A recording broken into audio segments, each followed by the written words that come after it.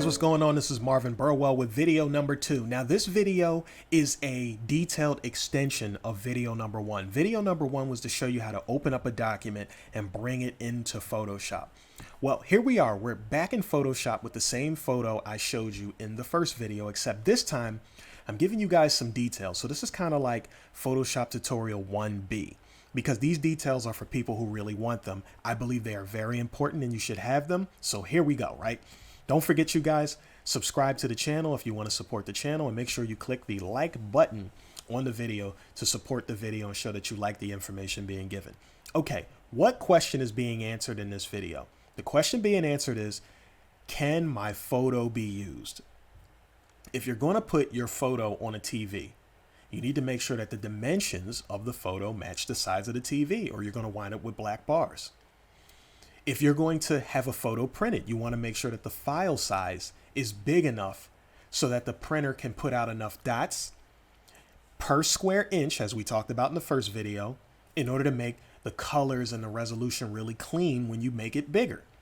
Now, if you're going to put it on the internet, the file size needs to be as small as possible, but the picture still needs to have the dimensions big enough for people to view the details you put in the picture. Because remember, on websites, large file size can make the website load slow, especially if there's a lot of photos. Same thing for large videos. If you put photos in it with too much data in them, then it can make the video be very slow to upload, slow to play back on some computers. So these things are important, okay? Let's go look at some details. Now, let's step out of Photoshop for a second, and let's go to where the computer files that you're using are, right?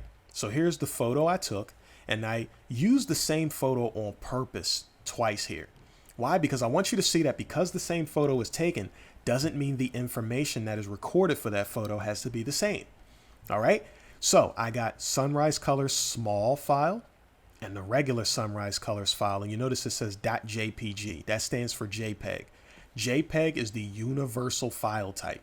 You can email it, you can text message it, you can use it on WhatsApp, you can use it on video, you can use it in multiple places that people need to be able to view the actual photo. So JPEG is a standard file type that you can send to multiple people and they'll be able to see it with no problems.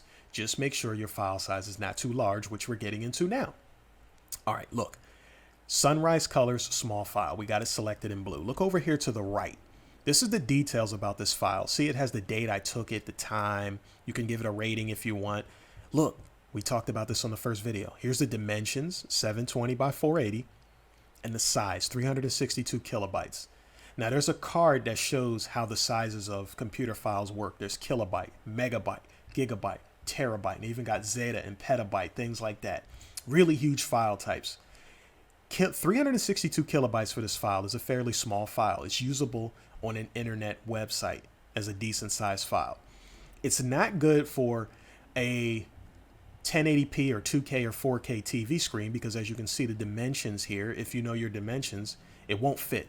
Whatever the TV type is, you want to make sure both sides cover the smaller end. So if it's a 720 TV, this should be more like 1280 by 720 because both sides cover at least 720. But that's here nor there. All right. Let's keep going. So we see the dimensions and the size, right? Now look, I'm going to click on the other photo next to it.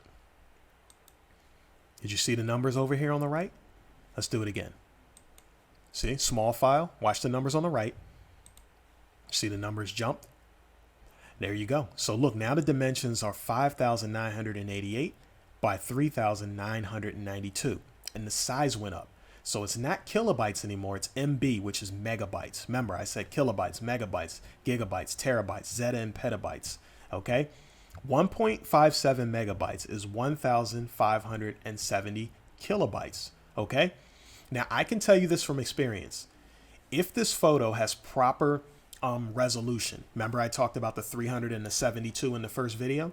If the resolution of this is at least 300, then I know that you can print an 8x10 photo off of this file because it covers 1 megabyte, and 1 megabyte file can get you an 8x10 photo printed. You don't need the size of a file to put it on the internet. All right. So the one of the other important things I want you to know about this data over here is it's called metadata. And it says what camera I used, what time I took everything. Look, it even has the date I created the photo, which is the day I took it. but or the day I created the file. But here's the thing. See, it says date modified. Date modified can tell you if somebody was messing with this file. So let's say you were in a car accident and the person went and modified the file. You can go back to the older file when it was first taken and look at the newer date modified and see if there's any differences. But that's really advanced stuff for photography. So let's keep moving. We're talking about, is your file usable, right? So now that I've shown you the sizes of these two files, even though it's the same file, let's go into Photoshop. Let's look in more detail. Now, here's the photo in the middle. Let's go to the top left. See here, it says up here in the top left in this bar, small colors file. I'm going to click and tear this away so you can see it in a little bit more, right? So click and drag and let go. Now we've taken it away from the bar up top. So now it stands alone. I'm going to drag and make it bigger so we can focus on this one file. See up here in the upper left corner of the file, you see the Photoshop logo. It says Sunrise Color Small File JPEG. It says it's 100%. What does that mean? I'm going to hold control, and you guys can practice this. Hold control and hit the plus button on your computer.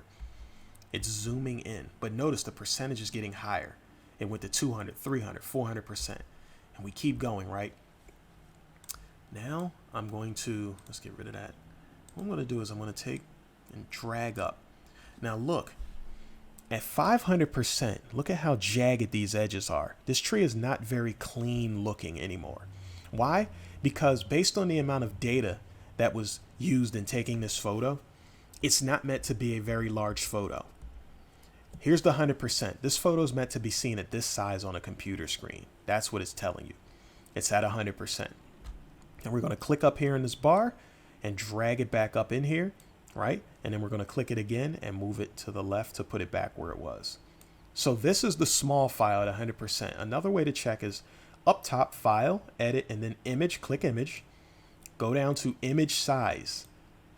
Here's your details. Remember in the first video I talked about the 300 and the 72 resolution? You see how this is 72? That's 72 dots per square inch of this photo. Square inch. It's a 10 right here, 10 inches by about 6.5. So every 1 inch block you take off of this, there's only 72 dots of data. 300 is more dots, which means it's harder to see each individual dot, which means the color transitions are smoother. It's a cleaner looking photo. So higher resolution can equal higher file size, and higher file size means you can print it bigger. But you don't want the higher file size on the internet because it'll slow down people's ability to load the photo, and it'll slow down websites if you have too many photos that are too large. So use the 72 when you're doing digital files. And if you take a look at this photo we got here, if someone were putting this photo on a website and they open the photo up, this is the 100% size being looked at on the website, and it's pretty clean and it's a decent size to see all the details you need. Now, let's go back up here to the left and let's click on the larger file. Now look, let's tear it away, right? Here we go, and center it. Notice here the percentage now says 16.7. So this is 16.7% of its full file size. So once again, what we're going to do is we're going to hold control. We're going to click our plus button while holding control to zoom in. Let's go to 100%. Here's 100%. Let's look at that tree branch now. Look at that. Look at the tree branch. It's cleaner now. And then let's check it in the image. Let's go to image, image size. Look at that, 19 by 13.5 inches. It's about 20 inches by 13.5. The resolution is now 300. It's not 72 anymore. So with the higher resolution, we got the higher file size, which means we can print this photo because it's a bigger file size. And if we print it equivalent to what we're looking at now, like if we were able to imagine this photo in full size, that's a pretty nice sizable print to put on your wall. It would go up at this rate, it would be 19 by about 13.5. Okay, see, details are still there. Unlike the first one we looked at, right? Let's click and bring this back up here, and let's move it back in the middle where it was by clicking and dragging it over. Now look, let's go back to the small file size again. Let's blow it up so we can look at them back to back, right? Look, we're blowing it up. Look at that pixelation. We go to the other one, no pixelation. Look at that. Look, no pixelation. And we're even at 200%, which is not the ideal space to print it at because we can see this dotted kind of effect, but still at 100%. Look at that, clean. Look at this one, not clean. Look at this one, clean. Look, let's bring this one down to about the same size, about right there, right? Look at the jaggedy edges. Look at this one, clean edges. See? The dots per inch are important. Remember, we're holding control and we're hitting minus so we can zoom out so we can see the whole photo. Hold control and hit plus to zoom in. Control and minus to zoom out. Just hold control, push minus, or hold control button and push plus. On a Mac, it would be the command button. You hold the command button and you push plus or minus to go in and out. All right. Let's go to our third example. Here's example 3. Now this is a widescreen shot. Now here's the issue with the widescreen shot, right? Now watch, I'm going to start moving backwards. You see that? This is the photo's original size right here, but we put the photo inside of a box that's a TV screen size. So this shows you that photo dimensions are not the same as TV dimensions. So when you're doing film and you're doing video, it's 2 totally different size lenses you're using. The video is putting out widescreen shots if you're using a widescreen lens, which will fit a TV or cell phone shape or a computer shape, because those are widescreen too. However, it does not fit the photo shape. So if you're using a photo camera to take pictures for a movie, you have to make sure that the details you want in the photo are still there even after you zoom in, okay? Because once you zoom into that photo, you have to kind of, let's get our arrows, you have to kind of click and drag to see which pieces of it you want to maintain for your video. You see what I mean? So you're choosing your composition, right? Your composition, you may say it's up here where there's more leaves up top and a branch up top, but less leaves down below. Or you might want your composition to be here, right? Where there's more leaves and branches down below and all that good stuff, right? So this just goes to show you, look, let's go to the image and the image size. Look, 6.4 by 3.6. The resolution, though, is 300. So it's very detailed, because if this goes on a movie screen, then obviously having the extra added pixels is going to matter, because the screen is going to get really big. Even though it's a digital thing, the screens are huge. So in this case, even if you use the 72 resolution, this dimension up here, see, 1920 by 1080. If you guys look at the dimensions of a widescreen TV, now this is regular 1080p. There's also 2K and 4K, and I'll show you guys some pictures of what that looks like. This is what it looks like when you're trying to put the photo on a TV screen that's widescreen. Remember, the question is my photo usable? Okay, and here's the numbers. We got that 300 resolution. We got those dimensions there. Let's see what happens if we do this. Let's do our control plus. Here's our 100%. Here we go. Tree's still looking clean at 100%, right?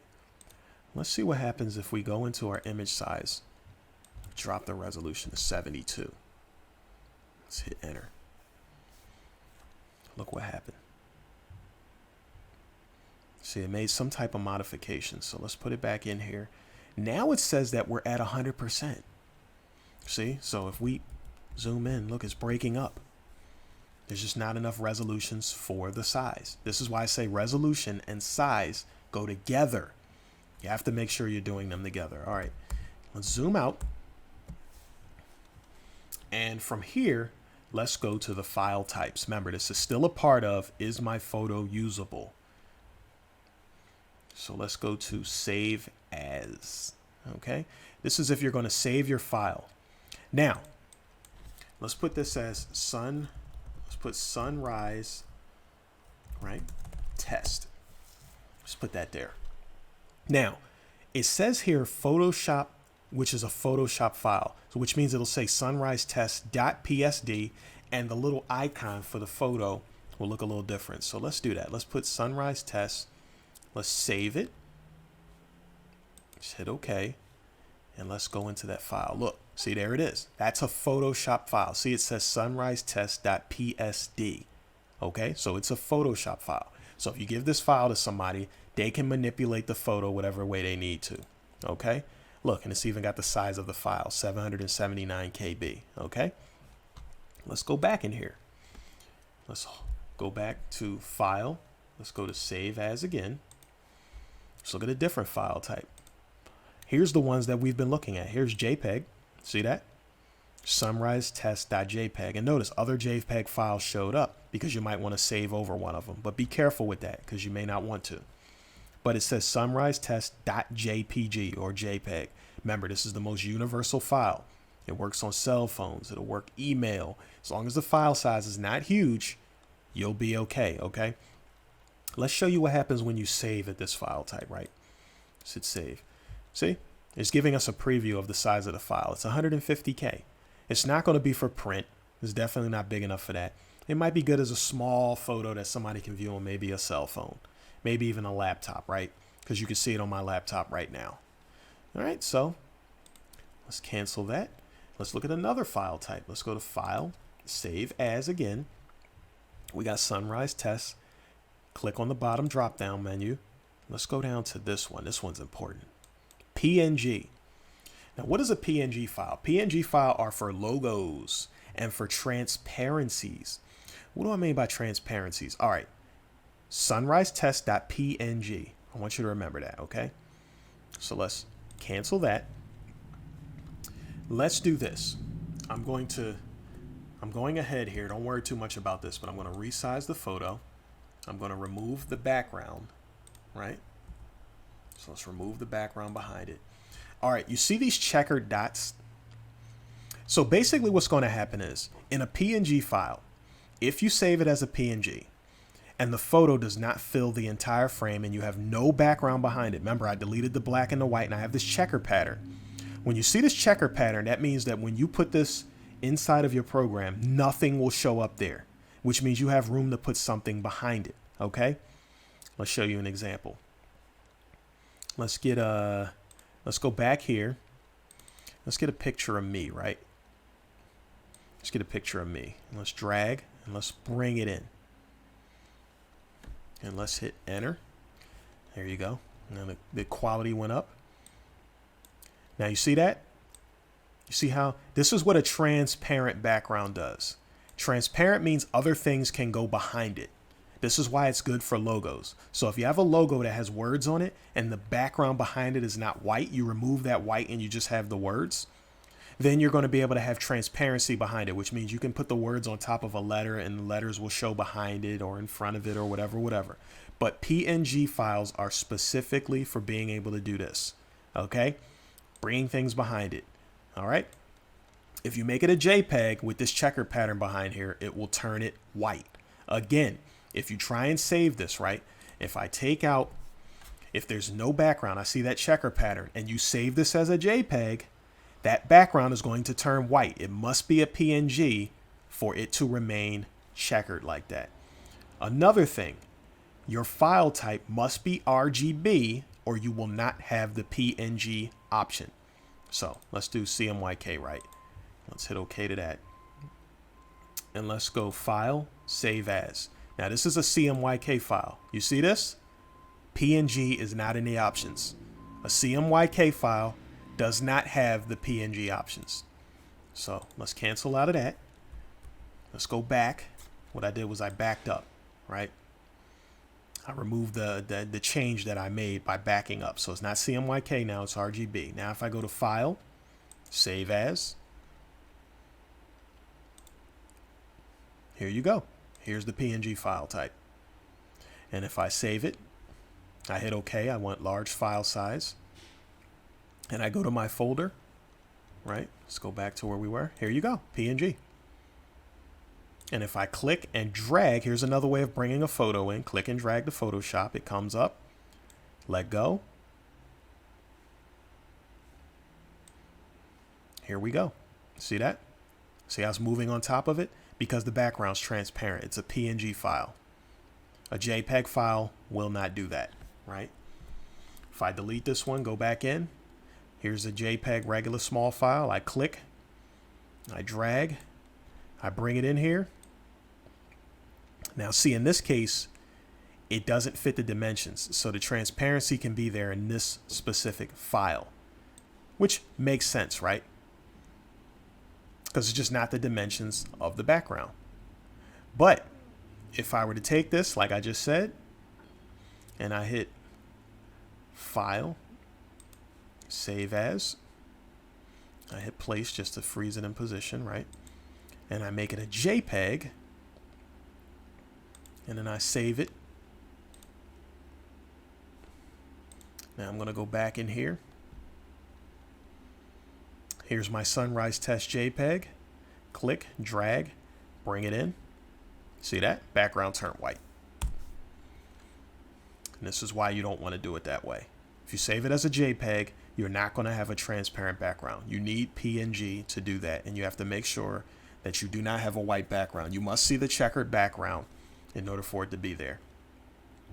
All right, guys. This was a much longer video because it's a seriously detailed thing. This video is not necessary for everyone, although I highly recommend it. If you're just trying to get in the program and work with it, then you guys, of course, could skip the over this video and go straight to number 2 to get more of the individual pieces of how to run Photoshop and get right in and do things. So there you go. Don't forget, you guys, subscribe to the channel to support the channel. And if you like the information you received on this video, make sure you click the like button.